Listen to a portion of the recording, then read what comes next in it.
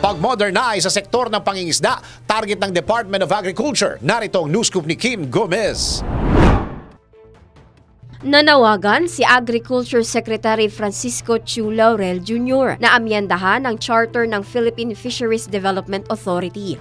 Ayon kay Secretary Laurel, target ng kanilang departamento na mapalawak ang tungkulin nito at maisama ang pagbuo at pamamahala ng marine at agro-industrial estate sa buong bansa. Ito'y upang matiyak ang sapat na supply ng pagkain. Nabatid na bago naging Agriculture Secretary si Laurel, binuo niya ang isa sa pinakamalaking fishing companies sa Southeast Asia. Sinabi ng DA official na ang pagsasaayos sa function ng PFDA ay kaugnay ng Philippine Rural Development Program. Binigyan ng kalihim na layunin ni Pangulong Ferdinand Marcos Jr. na gawing moderno ang agricultural sector na bahagi ng mga pangunahing estratehiya ng bansa sa ilalim ng kasalukuyang administrasyon. Inilarawan ng kalihim ang kanyang pananaw para sa marine at agro-industrial estates bilang one-stop shop na binubuo ng mga daungan, cold storage facility, silo at warehouses na makapag-imbak ng farm at marine products. Una nang nakipagpulong ang DA Chief sa mga mambabatas nitong mga nakaraang araw upang humingi ng mga posibleng adjustments